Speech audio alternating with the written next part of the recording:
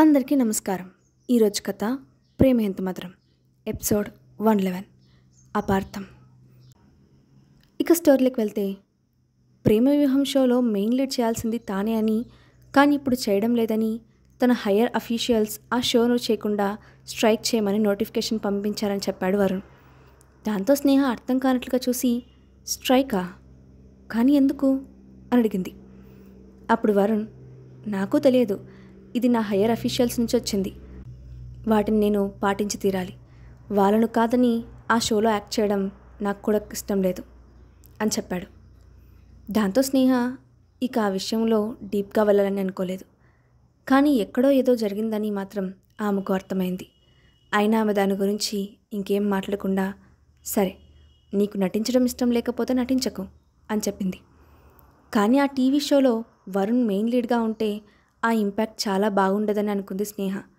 అయినా అది వరుణ్ ప్రైవేట్ విషయం కాబట్టి ఇక ఆమె దాని గురించి మాట్లాడలేదు.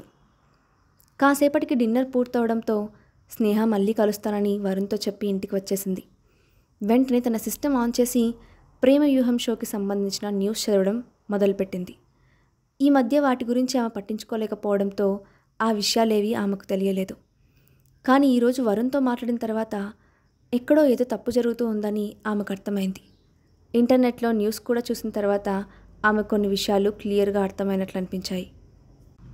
వాటి ప్రకారం అభయ్ కావాలనే గోల్డెన్ స్టార్ కంపెనీకి వెళ్ళే రిసోర్సెస్ అన్నిటినీ బ్లాక్ చేసి తన కంపెనీ వైపు తిప్పుకుంటున్నాడని, దానివల్లే ఇప్పుడు ఇలాంటి పరిస్థితులు వచ్చాయని అనుకుంది స్నేహ. దాంతో ఆమెకు ఒక్కసారిగా అభయ్పై కోపం వచ్చింది. అతను తన కంపెనీ కోసం ఇలాంటి నీచమైన పద్ధతులను ఫాలో అవ్వాల్సిన అవసరం ఏముంది అనుకుంది. అయినా ఆ విషయం గురించి అతన్ని ప్రశ్నించాలని అనుకోలేదు. ఆ తర్వాత కొన్ని రోజులకు ఆ విషయం కనుమరుగైపోయింది. జనాలు కూడా దాని గురించి మర్చిపోవడం మొదలుపెట్టారు. స్నేహ దాని గురించి మాట్లాడకపోయినా ఆమె మనసులో అభయ్పై ఒకలాంటి ద్వేషం కమ్ముకుంది. అందుకే అతనికి ఎదురుపడకుండా తప్పించుకుంటూ ఉంది. ఒకవేళ పొరపాటున అతన్ని ఎదురుపడినా ముఖం తిప్పుకొని వెళ్తోంది. ఇదంతా గమనించిన అభయ్కి కూడా ఆమె ఎందుకు అలా ఉందో అర్థం కాలేదు. మరోవైపు దాత్రి ఆఫీస్లో ఆమె ఎదురుగా ఉన్న టేబుల్పై బౌల్లో ఫ్రెష్గా ఉన్న చెర్రీ ఫ్రూట్స్ పెట్టి ఉన్నాయి. దాత్రి దాన్ని ఒక్కొక్కటిగా తీసుకొని తృప్తిగా కొరుకుతూ తింటోంది. ఎదురుగా నుంచున్న ఆమె అసిస్టెంట్ స్నేహ గురించి డీటెయిల్డ్ ఇన్ఫర్మేషన్ ఇస్తున్నాడు. ఈ మధ్యకాలంలో స్నేహ లైఫ్లో ఎలాంటి ప్రాబ్లమ్స్ లేవని తెలుసుకున్న దాత్రి ముఖం చిరాగ్గా పెట్టి, ఆమె ఎందుకు అంత ప్రశాంతంగా ఉంది, నువ్వు చేయాల్సిన పనులన్నీ సరిగ్గా చేసావా లేదా అని అడిగింది. మన వైపు నుండి చేయాల్సిన పనులన్నీ ఎప్పుడో పూర్తయ్యాయి మేడం అని చెప్పాడు అసిస్టెంట్. మరైతే ఇంకా అటువైపు నుంచి ఎలాంటి రియాక్షన్ రాలేదెందుకు అని కోపంగా అడిగింది దాత్రి. అప్పుడు అసిస్టెంట్ కొంచెం సంకోచంగా, మేడం, మనం అక్షయ్ గారిని అవమానపరిచేలా చాలా ప్రయత్నాలు చేశాను అని మీకు కూడా తెలుసు. కానీ మనం ఇంతకు మించి లైన్ క్రాస్ చేస్తే వాళ్ళు మనల్ని కనిపెడతారని మన వాళ్లకు భయంగా ఉంది అని అన్నాడు. ఆ మాట విని దాత్రి, మీరెందుకు భయపడుతున్నారు? వేద గ్రూప్లో మన వాళ్ళు చాలామంది ఉన్నారు. ఏదైనా జరిగితే వెంటనే ఇన్ఫర్మేషన్ వస్తుంది. కాబట్టి మీరు దాని గురించి కంగారు పడద్దు. మీరు ఇంకొంచెం డోస్ ఎక్కువ చేయండి, ఎవరికి ఎలాంటి అనుమానం రాదు అని చెప్పింది. దాంతో అసిస్టెంట్ లోపలే భయపడుతూ, ఇప్పుడు డైరెక్ట్గా అక్షయ్ గారితోనే పెట్టుకోబోతున్నాం. ఏం జరుగుతుందో ఆ దేవుడికే తెలియాలి. ఈ మేడం నేను చెప్తే వినడం లేదు అని మనసులోనే అనుకుంటూ దాత్రితో, సరే మేడం అని చెప్పి అక్కడి నుండి వెళ్ళిపోయాడు. అప్పుడు దాత్రి స్నేహాన్ని తలుచుకొని నవ్వుకుంటూ, స్నేహ, నిన్ను నేను పూర్తిగా నాశనం చేసిన తర్వాత మాత్రమే వదిలేస్తాను అని అనుకుంది. ఆ తర్వాత రోజు ఉదయం అయ్యేసరికి ఇంటర్నెట్లో ప్రతి చోట గోల్డెన్ స్టార్ కంపెనీకి సంబంధించిన వార్తలే వైరల్ అయ్యాయి. గోల్డెన్ స్టార్ కంపెనీ పేరుకి మాత్రమే గోల్డ్ అని, అందులో ఉండే ఆర్టిస్టులందరూ రోల్డ్ గోల్డ్ అని పెద్ద పెద్ద అక్షరాలతో థంబ్నెయిల్స్ దర్శనమిచ్చాయి. ఇంతకుముందు గోల్డెన్ స్టార్ కంపెనీలో పనిచేసిన ఒక ఎంప్లాయీని అంటూ ఎవరో ఒక వ్యక్తి అందులో ఉండే ఆర్టిస్టులందరి రహస్యాలు బయటపెడుతున్నాడు. అందులో కొన్ని విషయాలు ఆర్టిస్టుల క్యారెక్టర్ను దెబ్బతీసే విధంగా ఉన్నాయి. గోల్డెన్ స్టార్ కంపెనీలో కొంతమంది ఆర్టిస్టులు ఎప్పుడూ డ్రగ్స్ తీసుకుంటారని, ఆ విషయాన్ని బయటకు రాకుండా ఆ కంపెనీ కవర్ చేసిందని అందులో ఉంది. అలాగే వాళ్ళల్లో కొంతమంది ఆర్టిస్టులు గే అని కూడా న్యూస్ బయటకు వచ్చింది. సోషల్ మీడియాలో వస్తున్న ఆ ఇన్ఫర్మేషన్ మొత్తం షాకింగ్గా ఉంది. ఆ వార్తలన్నీ లీక్ చేస్తున్న వ్యక్తి ఫేక్ అకౌంట్ను వాడుతున్నాడు. దాంతో అందరికీ ఆ న్యూస్లో ఎంతవరకు నిజముందో తెలియడం లేదు. ఆ వ్యక్తి చాలా విషయాలు చెప్పినప్పటికీ ఎలాంటి ముఖ్యమైన సాక్ష్యాలు చూపించలేదు. స్నేహ కూడా ఆ వార్తలను చూసింది. గోల్డెన్ స్టార్ కంపెనీలో అక్షయ్కి పార్ట్నర్షిప్ ఉందని ఆమెకు బాగా తెలుసు. అందుకే ఆ విషయాల గురించి తెలుసుకోగానే స్నేహ మనసులో బాధగా అనిపించింది. వాటన్నిటినీ చూసి గోల్డెన్ స్టార్ కంపెనీపై కావాలనే ఎవరో ఇలాంటి రూమర్స్ క్రియేట్ చేస్తున్నారని అనుకుంది. కానీ అదంతా ఎవరు చేస్తున్నారో ఆమె ఊహించలేకపోయింది. ఇంతలో యువన్ పరిగెత్తుకుంటూ వచ్చి, మమ్మీ ఏం చేస్తున్నావు అంటూ స్నేహాన్ని పిలిచాడు. కానీ అక్షయ్ గురించి ఆలోచనలతో నిండిపోయిన స్నేహ పలకలేదు. ఈసారి యువన్ గట్టిగా, మమ్మీ మాట్లాడు, ఏం చేస్తున్నావు అని చేతులు పట్టుకొని కుదిపాడు. దాంతో స్నేహ ఒక్కసారిగా ఉలక్కిపడి స్పృహలోకి వచ్చి, సారీ యువన్, నేనేదో ఆలోచనలో ఉండిపోయాను అని అంది. కానీ మమ్మీ, నా స్కూల్కి టైం అవుతోంది, ఇప్పటికే చాలా లేట్ అయింది అంటూ హడావిడి చేశాడు యువన్. అప్పుడు స్నేహ కూడా టైం చూసుకొని, నిజమే, నేను ఎంత కేర్లెస్గా ఉన్నానేంటి అని అనుకొని కంగారుగా లేచి యువన్ను తీసుకొని కిందకు దిగింది. ఇంతలో అప్పుడే స్నానం చేసి రెడీ ఎదురొచ్చాడు అబ్బాయి. కానీ అతని జుట్టు నుండి నీళ్లు కారుతూ కనిపించడంతో స్నేహ అతన్ని చూసి ముఖం చిట్లిస్తూ, నువ్వు ఈరోజు ఆఫీస్కి ఇలానే వెళ్తున్నావా అని అడిగింది. స్నేహ విక్రింపు మాటలు విన్న అబ్బాయి ఆమె వైపు సూటిగా చూసి, ఈరోజు నేను జెంటిల్మ్యాన్లా ఉండాలనుకొని స్కూల్కి లేట్ అవుతున్న ఈ లిటిల్ మాస్టర్ని స్కూల్లో డ్రాప్ చేయాలని అనుకున్నాను. కానీ నీ మాటలు విన్నాక నా ఆలోచనలు మార్చుకున్నాను అని అన్నాడు. ఆ మాటలకు స్నేహ వెంటనే తడబడి, అయ్యో, అయితే నేనే అనవసరంగా చెడగొట్టానా అనుకొని వెంటనే ముఖంపై నవ్వు పొలుముకొని, లేదు లేదు, నీ ఆలోచన మార్చుకోవద్దు, అసలు ఈరోజు లేట్ అయిపోయింది, త్వరగా స్కూల్కి వెళ్ళాలి అని అంది. దాంతో అబ్బాయి సీరియస్గా ముఖం పెట్టి, అంటే ఇప్పుడు నేను మీకు డ్రైవర్గా ఉండాలా అని అడిగాడు. అది విని స్నేహ ఆశ్చర్యపోతూ, ఆ మాట నేనెప్పుడన్నాను, స్కూల్కి లేట్ అవుతుంది కాబట్టి యువన్ను డ్రాప్ చేయమని అడిగాను అని అంది. ఆ ముఖంలో కంగారుని చూసిన అబ్బాయి లోపల నవ్వుకొని ఏం మాట్లాడకుండా బయటకు నడిచాడు. స్నేహ కూడా యువన్ చేతిని పట్టుకొని బయటకు వచ్చి కారు ఎక్కింది. ఆ అబ్బాయి డ్రైవర్ వైపు చూసి కారు పోనీయమని సైగ చేశాడు. స్నేహ థ్యాంక్ యూ అని చెప్పింది. కానీ అబ్బాయి ఏం మాట్లాడకుండా మౌనంగా ఉండడంతో అసలు ఇతను ఎప్పుడు ఎలా ఉంటాడో ఎవరికీ అర్థం కాదు అని అనుకుంది. ఆ అబ్బాయి సైలెంట్గా కార్ విండో గ్లాస్లో నుంచి బయటకు చూస్తూ కూర్చున్నాడు. కాసేపటికి యువన్ను స్కూల్ దగ్గర డ్రాప్ చేశారు. ఆ తర్వాత స్నేహ కార్ దిగి క్యాబ్ తీసుకొని ఆఫీస్కి వెళ్ళాలని అనుకుంది. కానీ ఈలోగానే ఆ అబ్బాయి డ్రైవర్తో ఆమెను ఆఫీస్ దగ్గర డ్రాప్ చేయి అని చెప్పాడు. ఓకే సార్ అని చెప్పి కార్ను వెనక్కి తిప్పాడు డ్రైవర్. అది చూసి స్నేహ కొంచెం ఆశ్చర్యపోయినా మౌనంగా కూర్చుంది. కానీ ఎక్కువసేపు సైలెంట్గా కూర్చోలేకపోయిన ఆమె, ఈరోజు న్యూస్ చూసావా అని అడిగింది. అప్పుడు ఆ అబ్బాయి ఆమె వైపు సూటిగా చూశాడు. అతని కళ్ళల్లో కొద్దిగా కూడా ఆశ్చర్యం లేదు.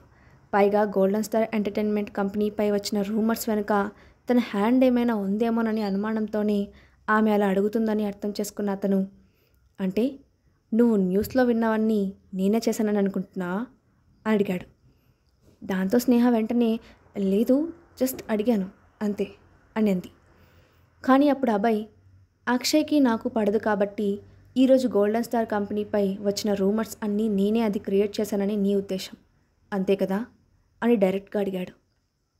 ఆ మాటకు స్నేహ సమాధానం చెప్పకుండా సైలెంట్గా ఉండిపోయింది. దాంతో అబ్బాయి ఆమె వైపు అనుమానంగా చూసి, అక్షయ్కి ఏదైనా జరిగితే నువ్వు తట్టుకోలేకపోతున్నట్లునో, అంటే నువ్వు అతనితో ప్రేమలో పడ్డావా అని అడిగాడు. ఆ మాట వినగానే స్నేహ తడబడుతూ, నో, ఇట్స్ ఇంపాసిబుల్, నేను అతన్ని ఎలా ప్రేమిస్తాను, అతను నాకు ఫ్రెండ్ లాంటివాడు, అందుకే కొంచెం కంగారు పడుతున్నాను అని అంది. ఆ మాటలు విని అభయ్ మనసులో ఒక క్షణం పాటు గందరగోళంగా అనిపించింది. వెంటనే ఆమె వైపు నుండి చూపులను తిప్పుకొని, నువ్వు అనుకుంటున్నవన్నీ నేను చేయలేదు, ఒకవేళ నేను ఏదైనా చేస్తే నేనే చేశానని ధైర్యంగా ఒప్పుకుంటాను, ఇలాంటి చీప్ ట్రిక్స్ ప్లే చేయను అని అన్నాడు. దాంతో స్నేహ ఏం మాట్లాడకుండా మౌనంగా ఉండిపోయింది. కానీ ఆమెకు ఇంకా లోపల అనుమానంగానే ఉంది. వెంటనే కొన్ని రోజుల క్రితం జరిగిన వరుణ్ విషయం గుర్తు చేసుకొని, అయితే కొన్ని రోజుల క్రితం ప్రేమ వ్యూహం స్క్రిప్ట్ విషయంలో జరిగిన దాని గురించి ఏంటి, గోల్డెన్ స్టార్ కంపెనీకి చెందిన ఆ స్క్రిప్ట్ను మదన్ మన కంపెనీకి ఎలా తీసుకొచ్చాడు, దీని వెనుక ఉన్నది నువ్వు కాదా అని అడిగింది స్నేహ.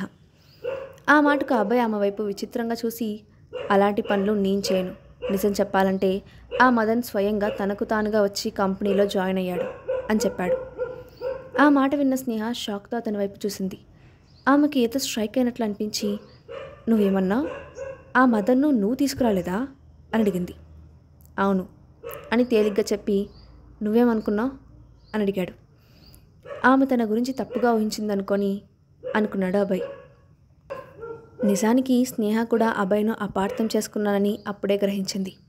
జరుగుతున్న వాటికి అతనికి ఎలాంటి సంబంధం లేదని తెలిసాక ఆమె కొంచెం గిల్టీగా ఫీల్ అవుతూ, మరి అలాంటప్పుడు నువ్వే తప్పు చేయకపోతే దానికి నీకు ఎలాంటి సంబంధం లేదని ఎక్స్ప్లెనేషన్ ఇవ్వచ్చు కదా, నువ్వు ఇలాంటివన్నీ పట్టించుకోకుండా ఉంటే ఎలా అని అంది.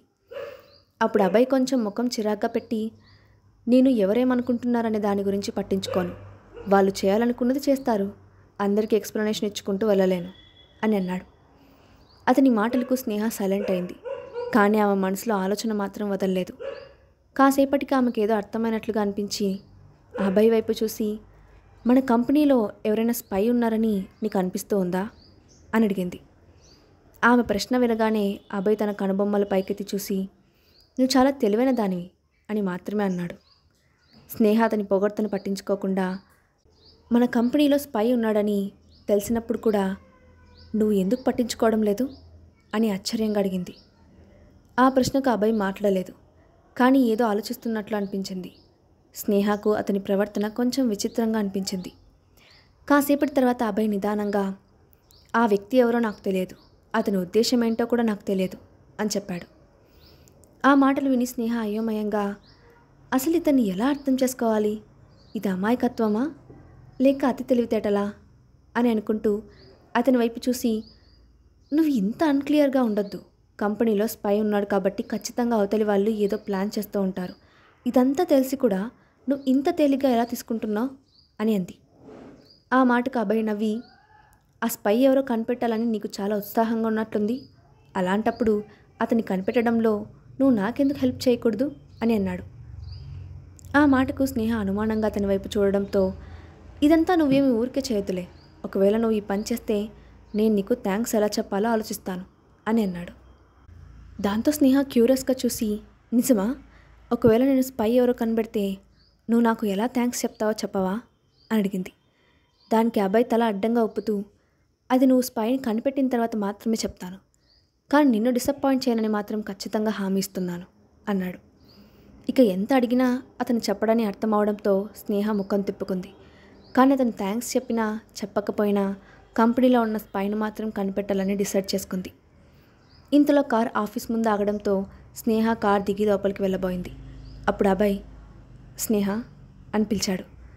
ఆ పిలుపు విని స్నేహ కొంచెం ఆశ్చర్యంగా వెనక్కి తిరిగి చూసింది. అప్పుడు అభయ్, ఒకవేళ నువ్వు ఆ స్పైను వెతికినా నేను నీకు థ్యాంక్స్ చెప్పనని చెప్తే నువ్వేం చేస్తావు అని అడిగాడు. ఆ మాటకు స్నేహ చిన్నగా నవ్వి, నీ థ్యాంక్స్ గురించి నేను పట్టించుకోను, నేను పనిచేసే కంపెనీలో ఇలాంటి స్పైలు ఉండడానికి వీల్లేదు, నువ్వు థ్యాంక్స్ చెప్పినా చెప్పకపోయినా నేను వాళ్ళని కనిపెడతాను అని చెప్పి నేరుగా ఆఫీస్లోకి వెళ్ళిపోయింది. అభయ్ ఆమె వెళ్ళిన వైపే చూస్తూ, స్నేహ, నువ్వు ఇదంతా చేసినందుకు బాధపడే రోజు రాకూడదని అనుకుంటున్నాను అని తనలో తానే అనుకొని కార్ను క్లౌడ్ ప్యాలెస్ వైపు పోనిమ్మని డ్రైవర్తో చెప్పాడు. దాంతో కార్ అక్కడి నుండి ముందుకు కదిలింది. మరోవైపు గోల్డెన్ స్టార్ కంపెనీకి సంబంధించిన రూమర్స్ ప్రతి చోట స్ప్రెడ్ అయ్యాయి. మొదట్లో స్నేహ వాటిని పెద్దగా పట్టించుకోకుండా వదిలేయాలని అనుకుంది. కానీ కొన్ని రోజుల్లోనే అందరూ దాని గురించి మర్చిపోతారనుకుంది. కానీ రోజులు గడుస్తున్నా అందరూ వాటి గురించి మాట్లాడడం మాత్రం ఆపడం లేదు. ఆ రోజు స్నేహ క్యాజువల్గా కాఫీ షాప్లో కూర్చొని ఉండగా పక్క టేబుల్లో ఉన్న ఎవరో ఇద్దరు అమ్మాయిలు కూడా గోల్డెన్ స్టార్ కంపెనీ గురించి మాట్లాడుతున్నారు. ఆ కంపెనీలో ఉన్న ఆర్టిస్టుల క్యారెక్టర్స్ గురించి వాళ్ళు చీప్గా మాట్లాడుతుండడంతో స్నేహకు వాటిని వినడానికి ఇబ్బందిగా అనిపించింది. కొంచెం కూడా క్రెడిబిలిటీ లేని ఆ రూమర్స్ను జనాలు ఎలా నమ్ముతున్నారో ఆమెకు అర్థం కాలేదు. దాంతో విషయం చాలా తీవ్రంగా ఉందని గ్రహించింది స్నేహ. ఒక ఎంటర్టైన్మెంట్ కంపెనీకి రెస్పాన్సిబిలిటీ తీసుకున్న వ్యక్తిగా ఇక ఆ విషయంపై దృష్టి పెట్టకపోతే ఆర్టిస్టులందరి విషయంలో ఇదే జరుగుతుందని అనుకుంది. పైగా తన కంపెనీలో ఉన్న స్పైని గోల్డెన్ స్టార్ కంపెనీలో జరుగుతున్న వాటికి ఏదో సంబంధం ఉందని ఆమెకు అనుమానంగా ఉండడంతో అతన్ని ఎలాగైనా కనిపెట్టాలని నిర్ణయించుకొని వెంటనే లేచి ఆఫీస్కి తిరిగి వచ్చింది. తన కంపెనీలో ఉన్న స్పైని స్నేహ ఎలా కనిపెట్టబోతోంది? వీటన్నిటికీ మూల కారణం దాత్రి అని స్నేహ తెలుసుకుంటుందా? నెక్స్ట్ పార్ట్లో చూద్దాం. Thanks for watching.